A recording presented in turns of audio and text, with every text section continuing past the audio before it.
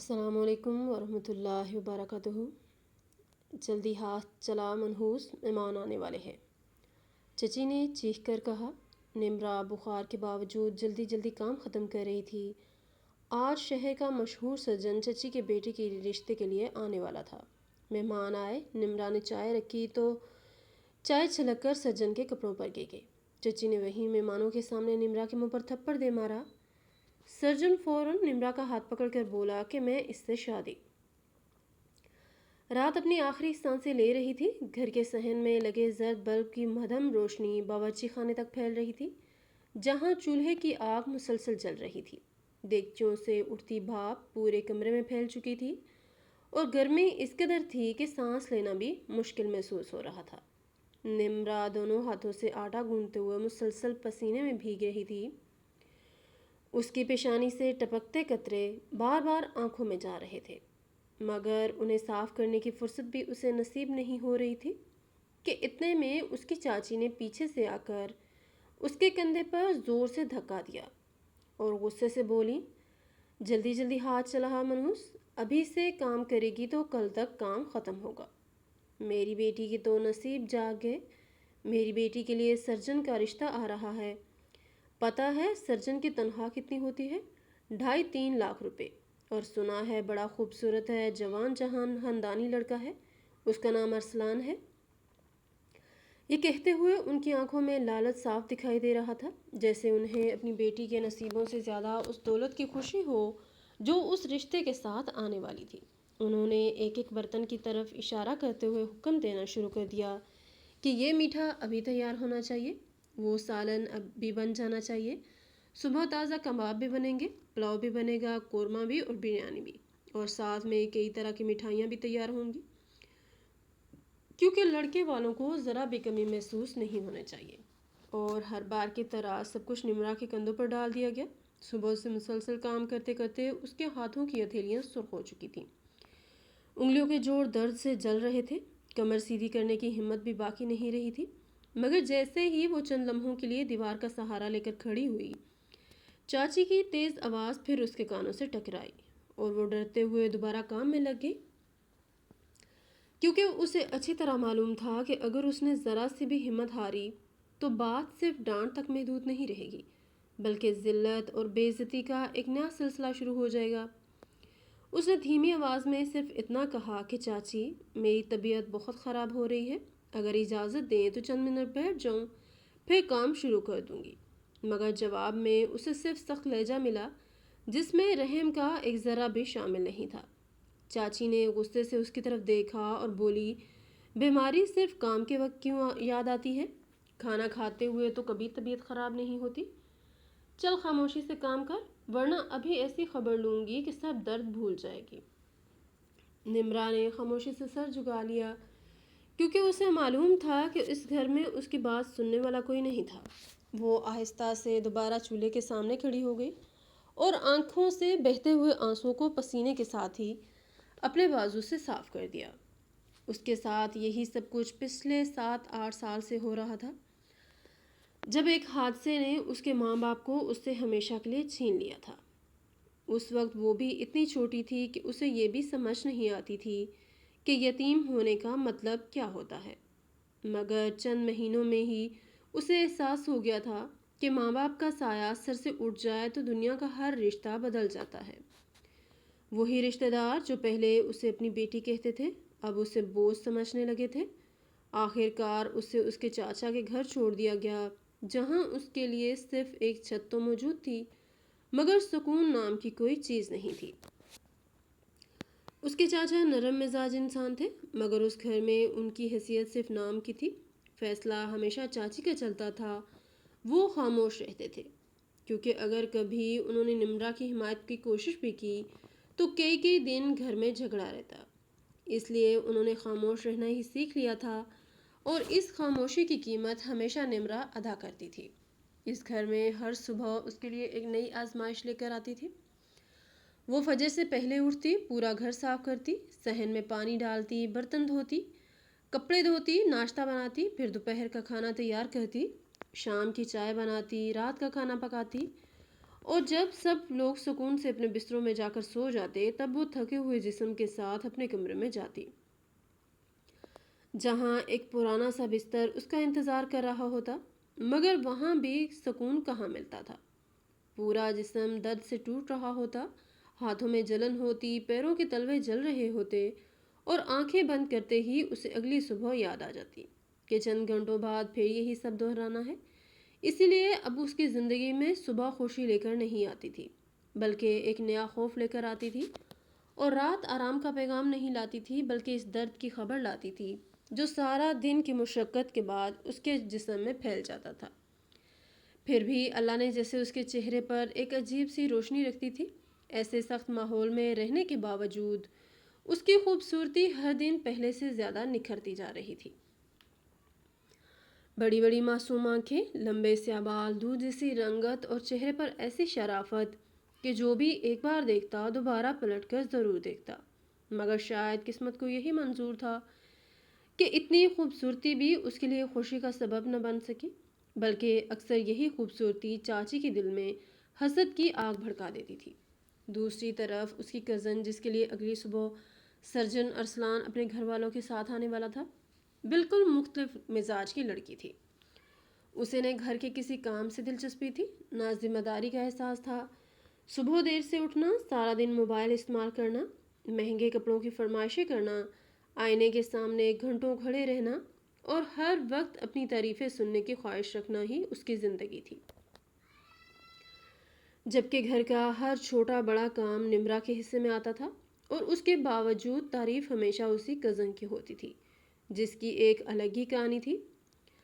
سبھا کے اندر وہ تمام عادتیں موجود تھیں جنہیں دیکھ کر کوئی بھی سمجھدار خاندان اپنی بہو بنانے سے پہلے کئی بار سوچتا، کیونکہ نہ اسے بڑوں کا احترام کرنے کی عادت تھی، نہ گھر کے کاموں سے کوئی دلچسپی تھی، نہ زبان پر قابو تھا، نہ غصے پر اختیار تھا۔ وہ ہر وقت خود کو دوسروں سے بہتر سمجھتی تھی، اپنی خوبصورتی کی تعریفیں سننے کی عادی تھی، گھنٹوں آئینے کے سامنے کھڑی رہتی، نئے کپڑوں کی فرمائشیں کرتی رہتی، اور اگر اس کی کوئی خواہش پوری نہ ہوتی تو پورا گھر سر پر اٹھا لیتی۔ مگر چاچی کی آنکھوں پر بیٹی کی محبت کی ایسی پٹی چھائی ہوئی تھی کہ انہیں اس کے اندر کوئی برائی دکھائی ہی نہیں دیتی تھی، بلکہ ہر قصور انہیں دوسروں کا ہی نظر آتا تھا۔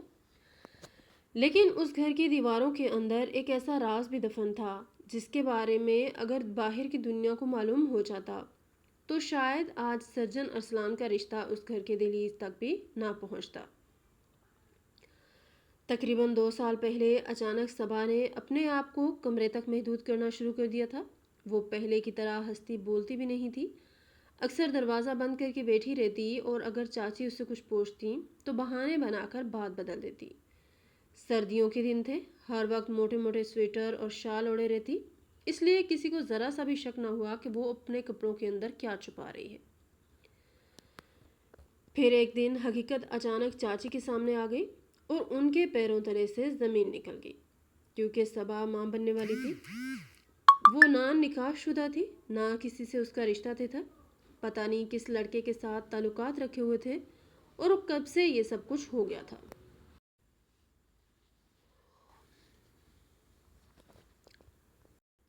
کسی کو کچھ معلوم نہ ہو سکا۔ چاچی نے پہلے تو اسے بہت مارا پیٹا، پھر کئی دن تک دونوں ماں بیٹی کمرے میں بند رہیں، مگر حیرت کی بات یہ تھی کہ انہوں نے یہ راز چاچا تک کو نہیں بتایا، کیونکہ انہیں معلوم تھا کہ اگر انہیں حقیقت کا علم ہو گیا تو شاید وہ یہ صدمہ برداشت نہ کر سکیں۔ آخرکار چاچی خود اپنی بیٹی کو لے کر اس لڑکے کے گھر پہنچ گئی تھی۔ ان کی آنکھوں میں آنسو تھے، آواز میں بے بسی تھی۔ انہوں نے دروازے پر کھڑے ہو کر صرف اتنا کہا تھا کہ میری بیٹی کی عزت اب تمہارے ہاتھ میں ہے، اس سے شادی کر لو۔ مگر اس لڑکے نے نہ شرمندگی دکھائی، نہ افسوس کیا، بلکہ بڑی بے رحمی سے جواب دیا کہ میں نے تو اسے پہلے ہی صاف کہہ دیا تھا کہ میں شادی نہیں کروں گا، یہ خود ہی میرے پیچھے آئی تھی، اب میں کیوں اپنی زندگی خراب کروں۔ وہ الفاظ چاچی کے لیے کسی تیز دھار خنجر سے کم نہیں تھے، مگر اس وقت ان کے پاس خاموش رہنے کے علاوہ کوئی راستہ بھی نہیں تھا۔ بڑی مشکلوں سے انہوں نے اپنی بیٹی کو اس مصیبت سے نکالا، علاج کروایا، معاملہ دبا دیا، اور پھر اس راز کو ہمیشہ ہمیشہ کے لیے دفن کر دیا۔ اس واقعے کے بعد وہ پہلے سے بھی زیادہ خوفزدہ رہنے لگی تھی، کیونکہ انہیں ہر وقت یہ ڈر کھایا جاتا تھا کہ کہیں کسی کو حقیقت معلوم نہ ہو جائے۔ اس راز سے صرف دو ہی لوگ واقف تھے، ایک چاچی، دوسری صبا، مگر ایک تیسرا دل بھی تھا جو خاموشی سے یہ سب جانتا تھا، اور وہ نمرا کا تھا۔ اس نے اتفاق سے ایک دن وہ سب کچھ سن لیا تھا جو کسی اور کو معلوم نہیں تھا، مگر اس نے کبھی زبان نہیں کھولی، کیونکہ اس کی فطرت ہی ایسی تھی۔ وہ کسی کی کمزوری کو دوسروں کے سامنے بیان کرنے والی لڑکی نہیں تھی۔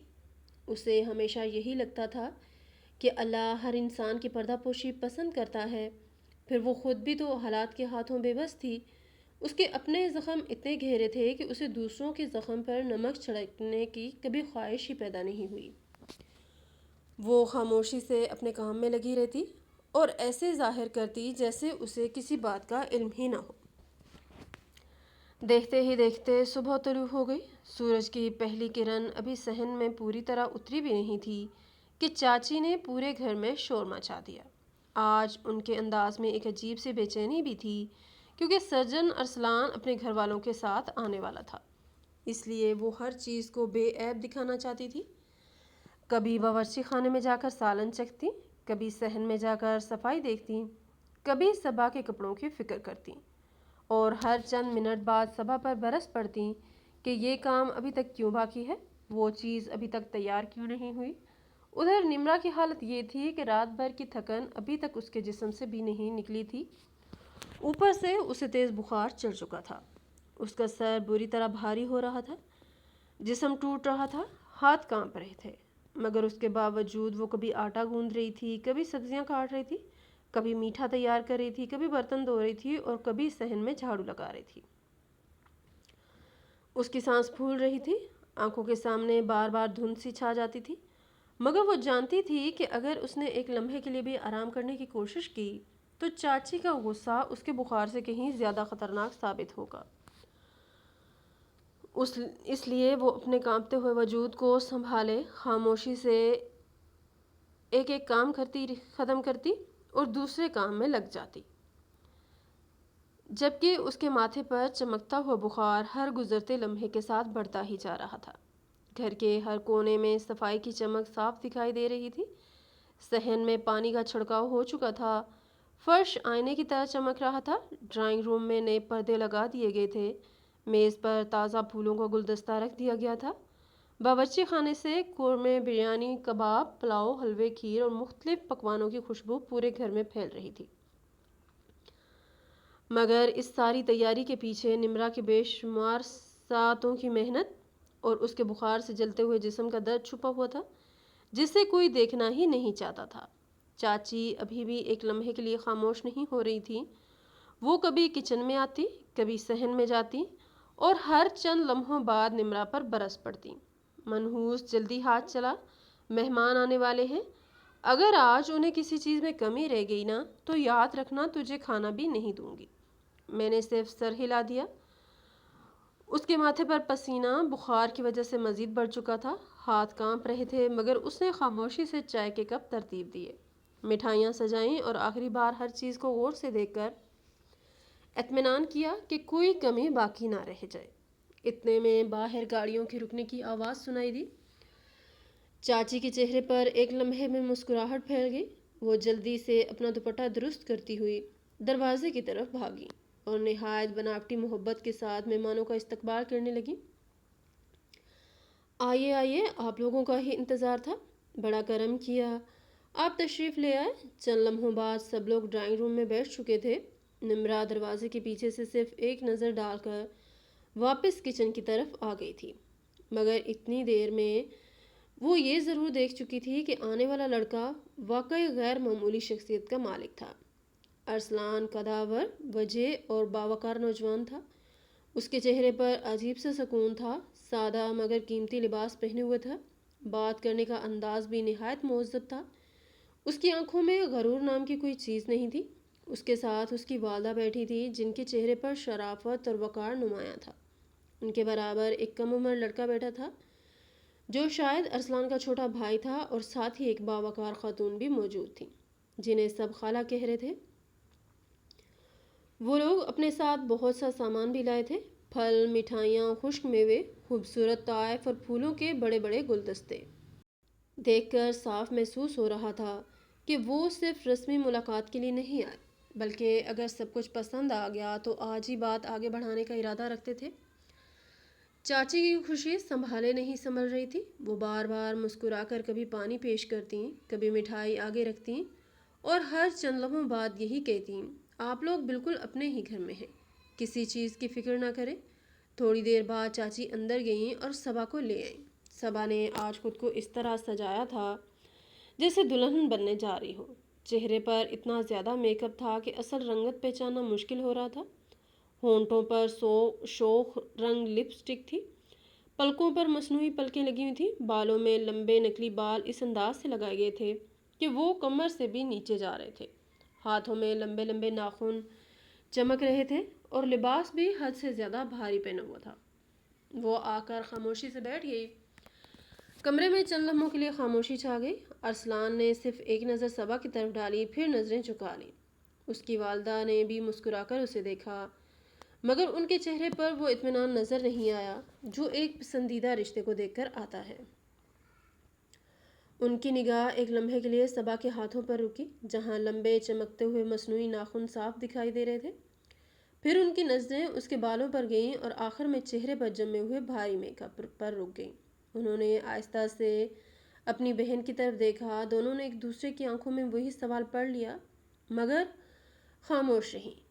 چاچی نے فوراً بات سنبھالتے ہوئے کہنا شروع کر دیا، ماشاءاللہ ہماری بیٹی بہت ہی سلیقہ مند ہے، گھر کا سارا کام اکیلے سنبھال لیتی ہے۔ آج جو کچھ آپ نے دیکھا ہے سب اسی نے بنایا ہے، کھانا بھی اسی نے تیار کیا ہے، مٹھائیاں بھی اسی نے بنائی ہیں۔ بڑی نیک بچی ہے، 5 وقت کی نمازی ہے، قرآن پاک کی پابندی کرتی ہے، ہمیں تو کبھی اس سے شکایت کا موقع ہی نہیں ملا۔ ارسلان کی والدہ خاموشی سے سنتی رہیں، مگر ان کی نظریں ایک بار پھر صبا کے ناخنوں پر جا ٹھہریں۔ ان کے ذہن میں یہی خیال آیا کہ اتنے لمبے مصنوعی ناخن لگا کر وضو بھی کیسے ہوتا ہوگا اور نماز بھی کیسے پڑھی جاتی ہوگی، مگر انہوں نے زبان سے کچھ نہ کہا۔ ارسلان خاموشی سے بیٹھا سب کے انداز دیکھ رہا تھا، جیسے وہ صرف باتیں نہیں بلکہ لوگوں کی حقیقت بھی پڑھنے کی کوشش کر رہا ہو۔ اسی لمحے باورچی خانے کا دروازہ آہستہ سے کھلا اور میں دونوں ہاتھ سے چائے کی خوبصورت ٹرالی سنبھالے دھیرے دھیرے ڈرائنگ روم کی طرف بڑھنے لگی۔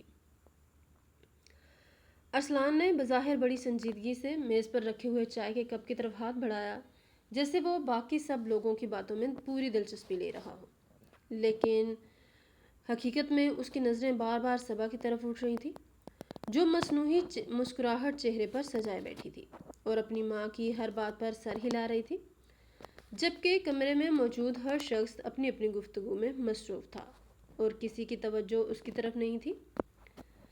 اسی لمحے ارسلان نے بہت احتیاط سے اپنا موبائل جیب سے نکالا اور ایسے زاویے سے پکڑا کہ کسی کو ذرا بھی شک نہ ہو۔ پھر ایک لمحے میں صبا کی تصویر لے لی اور فوراً موبائل نیچے کر لیا، جیسے اس نے صرف وقت دیکھا ہو۔ اس کے بعد اس نے خاموشی سے وہ تصویر اپنی ایک ساتھی ڈاکٹر کو بھیج دی اور موبائل دوبارہ بند کر کے اپنی جیب میں رکھ لیا۔ پھر وہ مکمل سکون کے ساتھ سامنے بیٹھے لوگوں کی باتیں سنتا رہا، لیکن اندر ہی اندر اس کی نظریں ہر چند لمحوں بعد موبائل کی اسکرین کی طرف اٹھ جاتی تھیں، کیونکہ اب وہ صرف ایک جواب کا انتظار کر رہا تھا۔ میں آپ سب لوگوں کو اپنی کہانی اسی انداز میں سنا رہی ہوں جس طرح اس وقت یہ سب کچھ میری آنکھوں کے سامنے ہو رہا تھا۔ اس کے بعد میں چائے کی ٹرالی آہستہ سے دھکیلتے ہوئے مہمانوں کے قریب گئی۔ میرے ہاتھ بخار کی وجہ سے بری طرح کانپ رہے تھے، جسم میں اتنی کمزوری تھی کہ ٹرالی کو سنبھالنا بھی مشکل لگ رہا تھا۔ لیکن اگر میں ذرا سی بھی دیر کرتی تو چاچی کی ڈانٹ پھر سے شروع ہو جاتی، اس لیے میں نے ہمت کر کے پہلے ارسلان کے سامنے کپ رکھا اور جیسے ہی چائے کی چینک اٹھا کر کپ میں ڈالنے لگی، میرے ہاتھ نے ہلکا سا جھٹکا کھایا اور تھوڑی سی گرم چائے اچھل کر سیدھی ارسلان کے کپڑوں پر جا گری۔ میرا رنگ ایک ہی لمحے میں زرد پڑ گیا۔ میں فوراً گھبرا کر بولی، مجھے معاف کر دیں، مجھ سے غلطی ہو گئی ہے۔ ارسلان نے نہایت سکون سے اپنے کپڑوں کی طرف دیکھا، پھر میری طرف دیکھ کر نرمی سے کہا، کوئی بات نہیں، ایسا ہو جاتا ہے۔ لیکن اس کے الفاظ ختم بھی نہیں ہوئے تھے کہ میری چاچی غصے سے آگے بڑھی۔ انہوں نے میرے بالوں کو زور سے مٹھی میں جکڑا اور پوری طاقت سے میرے منہ پر ایک تھپڑ دے مارا، جس کی آواز پورے کمرے میں گونج گئی۔ پھر مجھے جھنجھوڑتے ہوئے بولی، منحوس لڑکی، تجھ سے کوئی ایک کام بھی ڈھنگ سے نہیں ہوتا؟ اتنے مہمان آئے ہوئے ہیں، سارے کپڑے خراب کر دیے، شرم نہیں آتی تجھے؟ اتنا کہہ کر انہوں نے مجھے زور سے دھکا دیا اور میں اپنا توازن برقرار نہ رکھ سکی، سیدھی فرش پر جا گری۔ میرے ہاتھ سے کپ بھی چھوٹ گئے اور کمر میں ایسی چوٹ لگی کہ ایک لمحے کے لیے سانس رک گئی، لیکن میں پھر بھی خاموش رہی، کیونکہ مجھے معلوم تھا اگر میں نے ایک لفظ بھی بولا تو بات اور بڑھ جائے گی۔ پورے کمرے میں چند لمحوں کے لیے عجیب سی خاموشی چھا گئی۔ سب لوگ یہ منظر دیکھ رہے تھے، مگر کسی کے منہ سے کوئی آواز نہیں نکل رہی تھی۔ پھر اچانک ارسلان اپنی جگہ سے اٹھ کھڑا ہوا۔ پہلے اس نے اپنی جیب سے موبائل نکالا، اس کی اسکرین پر ایک نظر ڈالی، پھر تیزی سے میری طرف آیا اور جھک کر میرا ہاتھ پکڑ کر مجھے آہستہ سے کھڑا کیا۔ اس نے جیسے ہی میرے ماتھے پر ہاتھ رکھا، اس کے چہرے کے تاثرات یکسم بدل گئے۔ وہ حیرت سے بولا، اس لڑکی کو تو بہت تیز بخار ہے۔ پھر اس نے سیدھا میری چاچی کی طرف دیکھا اور نہایت سنجیدہ حالت میں بولا، آپ اس سے اس حالت میں اتنا سارا کام کروا رہی ہیں اور اوپر سے اس پر ہاتھ بھی اٹھا رہی ہیں؟ یہی ہیں آپ لوگوں کے گھر کے اصول؟ چاچی کا چہرہ ایک دم اتر گیا۔ وہ گھبرا کر بولی، نہیں نہیں بیٹا، ایسی کوئی بات نہیں ہے، اس سے غلطی ہو گئی تھی، اس لیے میں نے غصے میں ہاتھ اٹھا دیا۔ ارسلان نے بغیر آواز کیے کہا، غلطی تو کسی سے بھی ہو سکتی ہے، لیکن غلطی کی سزا اس طرح نہیں دی جاتی، خاص طور پر اس انسان کو جو خود بیماری کی حالت میں کھڑا ہو۔ آپ نے جو کیا وہ بالکل درست نہیں تھا۔ کمرے میں پھر خاموشی چھا گئی۔ میری نظریں جھکی ہوئی تھیں۔ میں آہستہ آہستہ ٹوٹے ہوئے کپ اور پلیٹیں سمیٹنے لگی تاکہ کسی نظروں میں نہ آؤں، لیکن مجھے بار بار محسوس ہو رہا تھا کہ ارسلان کی نظریں مسلسل میری طرف اٹھی ہوئی ہیں۔ چند لمحوں بعد ارسلان نے گہرا سانس لیا، پھر بولا، یہاں کسی اور سے بھی ایک غلطی ہوئی ہے اور وہ اس سے کہیں زیادہ بڑی ہے۔ اگر اجازت ہو تو میں اس کا بھی ذکر کرنا چاہتا ہوں۔ چاچی نے بے اختیار ایک دوسرے کی طرف دیکھا، پھر مصنوعی مسکراہٹ چہرے پر لاتے ہوئے بولی، کیسی غلطی بیٹا؟ آپ کیا کہنا چاہتے ہیں؟ میں خاموشی سے برتن سمیٹ کر کمرے کے ایک کونے میں جا کر کھڑی ہو گئی۔ میرے دل کی دھڑکن اتنی تیز ہو چکی تھی کہ مجھے اپنے کانوں میں اس کی آواز سنائی دے رہی تھی۔ مجھے سمجھ نہیں آ رہی تھی کہ ارسلان آخر کیا کہنے والا ہے، لیکن ایک بات ضرور محسوس ہو رہی تھی کہ اس کی نظریں بار بار میری طرف ہی اٹھ رہی تھیں، جیسے وہ کسی بہت اہم بات کا آغاز کرنے والا تھا۔ میں کمرے کے ایک کونے میں سر جھکائے کھڑی تھی۔ بخار سے میرا جسم کانپ رہا تھا، گال پر پڑے تھپن کی جلن ابھی تک باقی تھی، اور مجھے یہی لگ رہا تھا کہ اب یہ لوگ معذرت کریں گے، پھر چائے پی کر چلے جائیں گے۔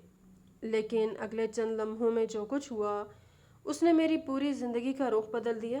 ارسلان نے نہایت سنجیدگی سے سب کی طرف دیکھا، پھر آہستہ سے بولا، مجھے افسوس ہے لیکن میں آپ کی بیٹی صبا سے بالکل بھی شادی نہیں کروں گا۔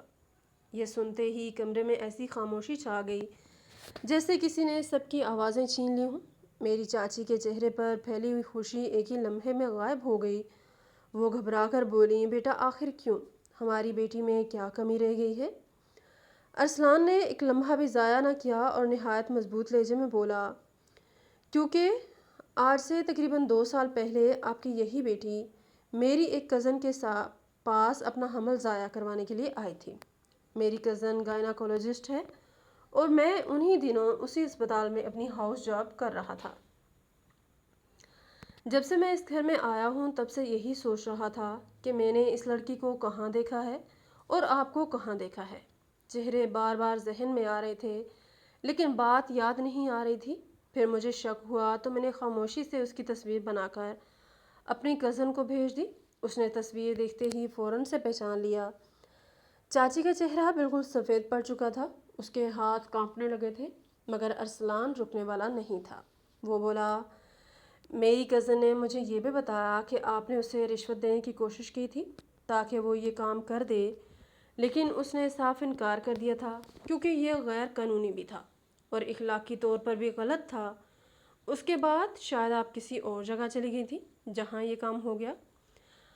اب آپ سب کے سامنے کہہ رہی ہیں کہ آپ کی بیٹی کبھی کسی رشتے میں نہیں رہی، کبھی شادی نہیں ہوئی اور یہ بالکل کنواری ہے، تو پھر یہ سب کیا تھا؟ کمرے میں بیٹھے ہر شخص کے چہرے کا رنگ بدل چکا تھا۔ صبا کی نظریں زمین میں گڑ گئی تھیں، اس کے ہونٹ کانپ رہے تھے مگر اس کے پاس کوئی جواب نہیں تھا۔ میرے چاچو جو ابھی تک ہمیشہ کی طرح خاموش بیٹھے ہوئے تھے، اچانک اپنی جگہ سے اٹھ کھڑے ہوئے۔ ان کی آواز غصے سے بھر چکی تھی۔ یہ سب کیا سن رہا ہوں میں؟ کیا یہ سچ ہے؟ چاچی نے جلدی بات سنبھالنے کی کوشش کی اور بولی، نہیں، ایسی کوئی بات نہیں ہے، یہ سب جھوٹ ہے، یہ لوگ رشتہ توڑنے کے لیے بہانے بنا رہے ہیں۔ لیکن اس سے پہلے کہ وہ مزید کچھ کہتی، صبا کی آنکھوں سے آنسو بہنے لگے اور اس کی خاموشی ہی اس سچائی کی سب سے بڑی گواہی بن گئی۔ چاچو نے حیرت اور غصے سے اپنی بیوی کی طرف دیکھا اور بولا کہ تم نے مجھ سے اتنی بڑی بات چھپا لی۔ چاچی کے پاس اب کوئی جواب نہیں تھا۔ وہ صرف کبھی اپنے شوہر کو دیکھتی تھی، کبھی ارسلان کو۔ ارسلان نہایت سکون سے کہا، آپ لوگ اس گھر کے معاملات بعد میں حل کر لیجیے گا، کیونکہ میں یہاں لڑائی کرنے نہیں آیا۔ اس نے اتنا کہا، پھر آہستہ سے میری طرف دیکھا۔ میں ابھی بھی کمرے کے ایک کونے میں سر جھکائے کھڑی تھی۔ وہ بولا، لیکن میں ایک اور بات ضرور کہنا چاہتا ہوں۔ سب کی نظریں اس کی طرف اٹھ گئیں اور وہ بولا، مجھے اس لڑکی سے شادی کرنی ہے۔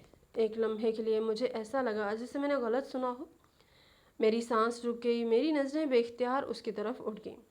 ارسلان نے میری طرف دیکھتے ہوئے کہا، یہی لڑکی مجھے پسند آئی ہے اور مجھے پوری امید ہے کہ یہ آپ لوگوں کی حقیقی بیٹی نہیں ہے، کیونکہ اگر یہ آپ کی اپنی بیٹی ہوتی تو آپ اس کے ساتھ کبھی ایسا سلوک نہ کرتے، اس پر اس طرح ہاتھ نہ اٹھاتے، اسے بخار کی حالت میں اتنا کام نہ کرواتے۔ چاچو کی آنکھیں بھر آئیں۔ انہوں نے آہستہ سے کہا، بیٹا، یہ میری مرحوم بڑے بھائی کی بیٹی ہے، بچپن میں یتیم ہو گئی تھی، اس کے بعد سے ہمارے پاس ہی ہے۔ یہ سنتے ہی ارسلان کی والدہ اپنی جگہ سے اٹھیں۔ وہ میرے قریب آئیں اور انہوں نے بہت شفقت سے میرے سر پر ہاتھ رکھا۔ انہوں نے کہا، بیٹی، اب ڈرنے کی ضرورت نہیں۔ پھر وہ چاچو کی طرف دیکھ کر بولی، ہم اس لڑکی کو اپنی بہو بنانا چاہتے ہیں۔ ہمیں یقین ہے کہ اس گھر کا ماحول اس کے خلاف ہے، ورنہ ایک معصوم بچی اس حال تک کبھی نہ پہنچتی۔ ہم اسے یہاں ایک دن بھی مزید نہیں چھوڑنا چاہتے۔ انہوں نے نہایت احترام سے کہا، ہم کل ہی بارات لے کر آئیں گے۔ آج سے یہ لڑکی ہماری امانت ہے، آپ صرف ایک رات اس کی حفاظت کر لیجئے۔ چاچو کی آنکھوں سے آنسو بہہ نکلے اور انہوں نے بھاری آواز میں کہا، آپ بالکل بے فکر رہیں، میری جان بھی چلی جائے تو بھی میں اپنے بھائی کی بیٹی کو کچھ نہیں ہونے دوں گا۔ کل میں اپنی بیٹی کو عزت کے ساتھ آپ کے حوالے کروں گا۔ میں ابھی تک اپنی جگہ کھڑی تھی، میری سمجھ میں نہیں آ رہا تھا کہ یہ خواب ہے یا حقیقت، کیونکہ جس گھر میں مجھے بوجھ سمجھا جاتا تھا، جہاں ہر روز میری توہین ہوتی تھی، جہاں میرے حصے میں صرف ڈانٹ اور مار آتی تھی، وہاں سے اچانک میری قسمت اس طرح بدل جائے گی، میں نے کبھی نہیں سوچا تھا۔ تھوڑی دیر بعد ارسلان کی پوری فیملی دعائیں دیتی ہوئی وہاں سے رخصت ہو گئی، اور جیسے ہی ان کی گاڑی گھر کے دروازے سے باہر نکلی، مجھے پہلی بار یہ احساس ہوا کہ شاید اللہ نے میری برسوں کی خاموشی اور میری دعائیں سن لی ہیں، کیونکہ اب اگر سب کچھ ٹھیک رہا تو اگلے ہی دن میری شادی ہونے والی تھی اور میں اس گھر سے ہمیشہ ہمیشہ کے لیے آزاد ہو جانے والی تھی۔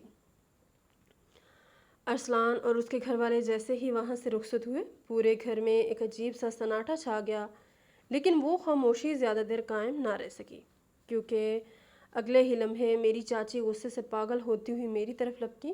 ان کی آنکھیں سرخ ہو چکی تھی، چہرہ غصے سے کانپ رہا تھا اور وہ زور زور سے چیختے ہوئے کہنے لگیں، منحوس لڑکی، یہ سب تیرے ہی آنے کے بعد ہوا ہے۔ اگر تو اس گھر میں نہ ہوتی تو آج میری بیٹی کی بے عزتی نہ ہوتی اور نہ ہی ہمارا سر لوگوں کے سامنے جھکتا۔ یہ سب تیرے قدموں کی نحوست ہے۔ پہلے میرے گھر کا سکون کھایا، اب میری بیٹی کا رشتہ بھی کھا گئی۔ میں ڈر کے مارے ایک قدم پیچھے ہٹ گئی، کیونکہ مجھے اچھی طرح معلوم تھا کہ اب پھر سے میرے اوپر ہاتھ اٹھنے والا ہے۔ لیکن اس سے پہلے کہ وہ میرے قریب پہنچتی، پہلی مرتبہ میرے چاچو اپنی جگہ سے اٹھ کھڑے ہوئے۔ ان کی آواز میں ایسا رعب تھا جو میں نے زندگی میں پہلے کبھی نہیں سنا تھا۔ وہ زور سے بولے، اب بہت ہو گیا۔ چاچی وہیں رک گئیں۔ انہوں نے حیرت سے اپنے شوہر کی طرف دیکھا، کیونکہ برسوں میں پہلی بار انہوں نے اس لہجے میں بات کی تھی۔ چاچو نے غصے سے کہا، تم نے اس گھر میں ہمیشہ اپنا ہی قانون چلایا، تم ہر وقت چیختی رہیں، غصہ کرتی رہیں، لوگوں کی عزت اچھالتی رہیں۔ میں خاموش رہا کیونکہ میں یہی سوچتا تھا کہ چلو گھر ہے، عورت سنبھال رہی ہے، لیکن آج مجھے سمجھ آیا کہ میری خاموشی سب سے بڑی غلطی تھی۔ تم نے اپنی بیٹی کی ایسی تربیت کی کہ اس نے ہماری عزت خاک میں ملا دی، اور دوسری طرف ایک یتیم بچی کے ساتھ برسوں ناانصافی کرتی رہیں۔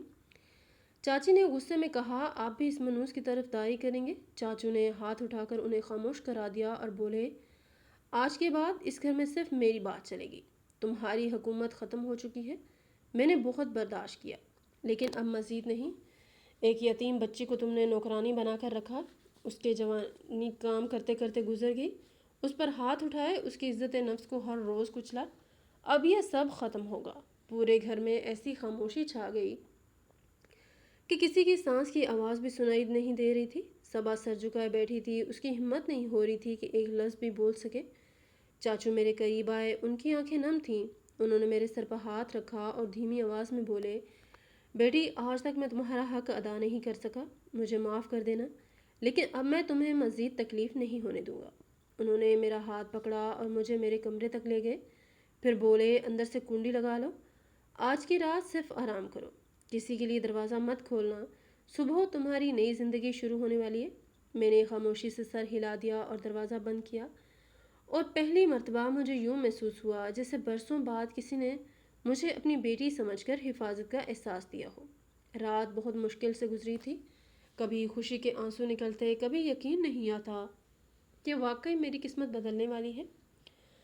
صبح سورج نکلنے سے پہلے ہی چاچو اٹھ گئے، انہوں نے اپنی حیثیت کے مطابق نکاح کے لیے ضروری انتظام کیا، چند ضروری سامان کا بندوبست کیا اور محلے کی مسجد سے قاضی صاحب کو بلا لیا۔ ادھر مقررہ وقت پر ارسلان اپنے گھر والوں کے ساتھ نہایت سادگی سے آ گیا۔ اس کے چہرے پر خوشی نمایاں تھی، کسی کے لہجے میں غرور نہیں تھا، کسی کی بات میں دکھاوا نہیں تھا۔ قاضی صاحب نے نکاح کی کارروائی شروع کی، میرا نام پکارا گیا تو میری آنکھوں سے بے اختیار آنسو بہنے لگے۔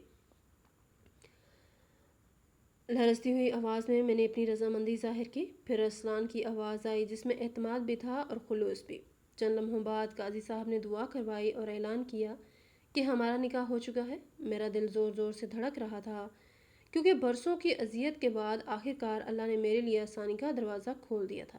میں نے کوئی بھاری لباس نہیں پہنا تھا، نہ قیمتی زیور تھے، نہ بڑی تیاریاں تھیں، صرف سادہ سے کپڑے تھے، لیکن اس وقت مجھے وہی دنیا کا سب سے بڑا خوبصورت لباس محسوس ہو رہا تھا، کیونکہ اس لباس کے ساتھ عزت بھی ملی تھی، اپنا گھر بھی مل گیا تھا۔ چاچی اور صبا پورے وقت اپنے کمرے سے باہر نہ آئیں، شاید ان میں اتنی ہمت ہی نہیں تھی کہ میرا سامنا کر سکتیں، لیکن اب ان کے سامنے آنے یا نہ آنے سے کوئی فرق نہیں پڑتا تھا، کیونکہ میرا نکاح ہو چکا تھا۔ رخصتی کے وقت چاچو نے میری پیشانی چومی، ان کی آنکھوں سے مسلسل آنسو بہہ رہے تھے، وہ بار بار کہتے جا رہے تھے، مجھے معاف کر دینا بیٹی، میں تمہارا قصوروار ہوں۔ میں نے ان کے ہاتھ پکڑ کر صرف اتنا کہا، اللہ آپ کو سلامت رکھے۔ جب میں ارسلان کے گھر پہنچی تو وہاں کا منظر دیکھ کر میری آنکھیں حیرت سے کھل گئیں۔ پورا گھر روشنیوں سے سجا ہوا تھا، ہر طرف خوشی کا ماحول تھا، سب لوگ مسکرا کر میرا استقبال کر رہے تھے۔ کسی نے مجھے بوجھ نہیں سمجھا، بلکہ اپنے گھر کی بیٹی کی طرح خوش آمدید کہا۔ گھر میں پہلے سے ہی بیوٹی پارلر والی موجود تھی، انہوں نے بہت محبت سے مجھے تیار کیا، سادہ مگر خوبصورت دلہن بنایا، پھر مجھے آ کر ڈرائنگ روم میں بٹھا دیا جہاں ارسلان بھی موجود تھا۔ گھر والے ہنسی مذاق کرتے رہے، دعائیں دیتے رہے اور خوشیاں مناتے رہے۔ چونکہ بخار کی وجہ سے میں ابھی پوری طرح صحت مند نہیں ہوئی تھی، اس لیے کچھ دیر بعد ارسلان کی والدہ خود میرے پاس آئیں، انہوں نے میرے ماتھے پر ہاتھ رکھا اور کہا، بیٹی اب تم آرام کرو، باقی رسمیں بعد میں بھی ہو جائیں گی۔ مجھے میرے کمرے میں پہنچا دیا گیا، ڈاکٹر کی بتائی ہوئی دوائیں وقت پر دی گئیں، ہلکی غذا دی گئی اور سب لوگ بار بار آ کر پوچھتے رہے کہ مجھے کسی چیز کی ضرورت تو نہیں۔ ارسلان نے بھی یہی کہا کہ اس وقت سب سے ضروری چیز تمہاری صحت ہے، باقی خوشیاں پوری زندگی منائی جا سکتی ہیں۔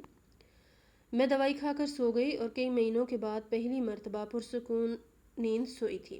اگلے دن ولیمے کی تقریب ہوئی، مجھے دوبارہ تیار کیا گیا اور سب نے اتنی محبت دی کہ مجھے بار بار یہی محسوس ہوتا رہا جیسے میں اس گھر میں نئی نہیں بلکہ برسوں سے رہ رہی ہوں۔ ہر کوئی تھوڑی دیر بعد کوئی نہ کوئی میرے لیے جوس لے آتا، کوئی پھل رکھ جاتا، کوئی پوچھتا کہ دوائی وقت پر کھائی یا نہیں۔ 2-3 دن کی بھرپور دیکھ بھال کے بعد میرا بخار بھی اتر گیا، جسم کی کمزوری بھی کم ہونے لگی اور میرے چہرے پر بھی دوبارہ رونق واپس آ گئی۔ ان دنوں میں ارسلان نے ہر قدم پر یہی ثابت کیا کہ اس نے صرف مجھ سے شادی نہیں کی بلکہ میری عزت، میری خوشی اور میرے ٹوٹے ہوئے اعتماد کی بھی ذمہ داری قبول کی ہے۔ جب ہماری زندگی معمول پر آنے لگی تو ایک رات ہم دونوں نے پہلی بار سکون سے بیٹھ کر اپنے آنے والے مستقبل کے بارے میں لمبی بات کی۔ ارسلان نے میرا ہاتھ اپنے ہاتھ میں لے کر مسکراتے ہوئے کہا کہ آج کے بعد تمہیں خود کو اکیلا محسوس نہیں ہونے دوں گا۔ تمہاری ہر خوشی میری خوشی ہوگی، تمہارے ہر دکھ میں سب سے پہلے میں تمہارے ساتھ کھڑا ہوں گا، اور میری پوری کوشش ہوگی کہ تمہیں زندگی میں کبھی وہ دن دوبارہ نہ دیکھنے پڑے جو تم نے اس گھر میں گزارے تھے۔ اس کی یہ باتیں سن کر میری آنکھوں میں خوشی کے آنسو آ گئے، کیونکہ برسوں بعد مجھے ایسا انسان ملا تھا جس نے مجھے رحم کی نظر سے نہیں بلکہ عزت، محبت اور خلوص کے ساتھ اپنی زندگی کا حصہ بنایا تھا۔ اور اسی لمحے مجھے یقین ہو گیا تھا کہ میری آزمائشوں کا دور ختم ہو چکا ہے اور میری نئی زندگی کا اصل آغاز ہو گیا ہے۔ میری شادی کے بعد مجھے آہستہ آہستہ یہ احساس ہونے لگا کہ انسان کی اصل دولت بڑا گھر یا زیادہ پیسہ نہیں ہوتا بلکہ وہ لوگ ہوتے ہیں جو آپ کو عزت دیتے ہیں۔ میری زندگی میں پہلی بار مجھے ایسی عزت ملی تھی جس کی میں نے صرف دعائیں مانگی تھیں۔ میرے سسرال والوں نے کبھی مجھے یہ احساس نہیں ہونے دیا کہ میں اس گھر میں نئی ہوں۔ میری ساس مجھے اپنی بیٹی کہہ کر بلاتی تھیں۔ اگر میں ذرا سا بھی کام کرنے لگتی تو وہ فوراً کہہ دیتی کہ ابھی تم نے ساری زندگی کام ہی کرنا ہے، پہلے آرام سے اس گھر کے ماحول میں خود کو ڈھال لو۔ میری نندیں بھی میرے ساتھ بہنوں جیسا سلوک کرتی تھی اور مجھے ایسا محسوس ہی نہیں ہوتا تھا کہ میں کسی اجنبی کے گھر میں رہ رہی ہوں۔ ارسلان تو ویسے بھی میری زندگی کا سب سے خوبصورت فیصلہ ثابت ہوا۔ وہ صرف ایک اچھا شوہر نہیں بلکہ بہت اچھا انسان بھی تھا۔ اس کے دل میں کسی کے لیے تکبر نہیں تھا۔ وہ اپنے گھر کے ہر فرد سے محبت کرتا تھا اور وہ سب سے بڑھ کر مجھے ہر وقت عزت دیتا تھا۔ اگر میں کبھی کسی بات پر خاموش ہو جاتی تو فوراً پوچھ لیتا کہ تمہیں کیا پریشانی ہے۔ اگر میں کہتی کہ کچھ نہیں تو وہ ہنس کر کہتا کہ تمہاری آنکھیں تمہاری زبان سے پہلے سب کچھ بتا دیتی ہیں۔ اس کی یہی عادت مجھے سب سے زیادہ پسند تھی کیونکہ وہ میری خاموشی کو بھی سمجھ لیتا تھا۔ میرے چاچو بھی اکثر مجھ سے ملنے آ جاتے تھے۔ ہر بار ان کے ہاتھ میں میرے لیے کوئی نہ کوئی چیز ضرور ہوتی، کبھی پھل لے آتے، کبھی مٹھائی، کبھی میرے پسندیدہ بسکٹ لے آتے، اور ہر بار مجھے دیکھ کر ان کی آنکھیں بھر آتی۔ وہ کہتے، بیٹی جب سے تم اس گھر سے گئی ہو وہ گھر گھر نہیں لگتا۔ پہلے ہر وقت تمہارے کام کرنے کی آوازیں آتی تھی، کبھی صحن صاف ہوتا تھا، کبھی کھانا بنتا تھا، کبھی گھر چمکتا تھا۔ اب دونوں ماں بیٹیاں دیر تک سوتی رہتی ہیں، گھر بکھرا رہتا ہے، کسی کو کسی چیز کی فکر نہیں، لیکن مجھے اس بات کی خوشی ہے کہ تم خوش ہو، یہی میرے لیے سب سے بڑی تسلی ہے۔ میں ہر بار ان کے ہاتھ پکڑ کر یہی کہتی کہ چاچو اب پرانی باتیں بھول جائیں، اللہ نے مجھے بہت کچھ دے دیا ہے، آپ خود کو قصوروار نہ سمجھا کریں۔ وہ مسکرا دیتے، لیکن ان کی آنکھوں میں موجود پچھتاوا آج بھی مجھے دکھائی دیتا تھا۔ ارسلان جب بھی دفتر سے واپس آتا تو خالی ہاتھ کبھی نہیں آتا۔ کبھی میرے پسندیدہ پھول لے آتا، کبھی چاکلیٹ، کبھی کوئی کتاب، کیونکہ اسے معلوم تھا کہ مجھے پڑھنے کا شوق ہے۔ کبھی اچانک کہتا کہ جلدی سے تیار ہو جاؤ، آج ہم کھانا باہر کھانے چلتے ہیں، کبھی کہتا کہ آج لمبی ڈرائیو پر چلتے ہیں۔ پھر ہم دونوں شہر کی روشن سڑکوں پر دیر تک گھومتے رہتے، ٹھنڈی ہوا چلتی رہتی اور میں خاموشی سے کھڑکی کے باہر دیکھتی رہتی، کیونکہ مجھے ابھی تک یقین نہیں آتا تھا کہ یہ سب کچھ میری زندگی کا حصہ بن چکا ہے۔ ایک دن اس نے اچانک کہا کہ آنکھیں بند کرو۔ میں نے آنکھیں بند کر لیں۔ اس نے میرا ہاتھ پکڑا اور مجھے گھر کے گیراج تک لے گیا، پھر بولا اب آنکھیں کھولو۔ جب میں نے آنکھیں کھولی تو وہاں نئی گاڑی تھی۔ میں حیران ہو کر اس کی طرف دیکھنے لگی۔ وہ ہنس کر بولا یہ تمہاری ہے، جب دل کرے اپنی ساس کے ساتھ نکل جایا کرو، بازار چلی جایا کرو یا اپنے چاچو سے مل آیا کرو، اب کسی چیز کے لیے کسی کے محتاج نہیں رہنا۔ میں نے کہا مجھے اس کی کیا ضرورت تھی؟ تو وہ مسکرا کر بولا ضرورت ہر چیز کی نہیں ہوتی، کچھ چیزیں انسان صرف اپنے پیاروں کی خوشی کے لیے بھی کرتا ہے۔ ایک بار میری طبیعت ذرا سی بھی خراب ہوئی تو اس نے پورے 2 دن کی چھٹی لے لی۔ میں نے بہت کہا کہ دفتر چلے جائیں، میں بالکل ٹھیک ہوں، لیکن وہ مانا ہی نہیں۔ وہ خود میرے لیے سوپ بناتا، دوائیاں وقت پر دیتا، بار بار پوچھتا کہ اب کیسا محسوس ہو رہا ہے۔ پھر میری ساس ہنس کر کہتی ہیں بیٹا اس سے کچھ نہیں ہوا، تم ہی زیادہ بیمار ہو گئے ہو۔ ہم لوگ اکثر شام کے وقت کسی پارک میں چلے جاتے، وہاں بچوں کو کھیلتے دیکھتے تو ارسلان مسکرا کر کہتا ایک دن ہمارے بچے بھی اسی طرح دوڑتے ہوئے ہمارے پاس آئیں گے، اور میں ہر بار شرما کر خاموش ہو جاتی کیونکہ میری زندگی کا سب سے بڑا خواب اب مجھے ناممکن نہیں لگتا تھا۔ کبھی وہ مجھے پہاڑوں کی سیر کروانے لے جاتا، کبھی کسی جھیل کے کنارے بیٹھ کر گھنٹوں باتیں کرتے رہتے، کبھی کسی خوبصورت ریسٹورنٹ میں کھانا کھاتے اور کبھی صرف ایک طرف گاڑی کھڑی کر کے چائے پیتے رہتے۔ اس کے نزدیک خوشی کا مطلب مہنگی جگہ نہیں بلکہ ساتھ گزارا ہوا وقت ہوتا تھا، اور یہی بات مجھے اس سے اور زیادہ محبت کرنے پر مجبور کر دیتی تھی۔ ایک دن میں نے اس سے پوچھا کہ آخر تم مجھ سے اتنی محبت کیوں کرتے ہو؟ اس نے میرا ہاتھ اپنے ہاتھوں میں لے کر کہا، کیونکہ میں نے پہلی بار تمہاری آنکھوں میں وہ درد دیکھا تھا جو کسی معصوم انسان کی قسمت میں نہیں ہونا چاہیے تھا۔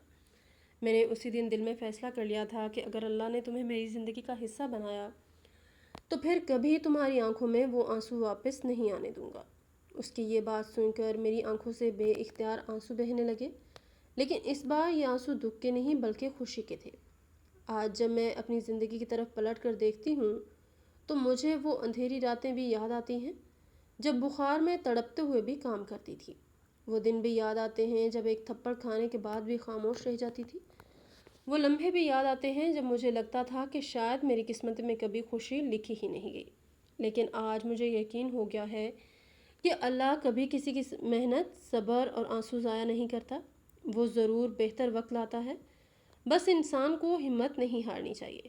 میں نے اپنی زندگی میں بہت کچھ برداشت کیا تھا، بہت ظلم دیکھے تھے، بہت تنہائیاں سہی تھیں اور بہت آنسو بہائے تھے، لیکن آج مجھے محسوس ہوتا ہے کہ شاید انہی آزمائشوں کا صلہ اللہ نے مجھے ارسلان کی صورت میں دیا ہے، کیونکہ اب میری زندگی میں عزت بھی ہے، محبت بھی ہے، سکون بھی ہے، اپنا گھر بھی ہے، اپنے لوگ بھی ہیں، اور ہر وہ خوشی ہے جس کی میں نے کبھی دل سے دعا کی تھی۔ ہماری آج کی یہ کہانی آپ کو کیسی لگی؟ کمنٹ باکس میں اپنی رائے کا اظہار ضرور کریں اور ہمارے چینل کو سبسکرائب ضرور کریں۔ شکریہ، اللہ حافظ۔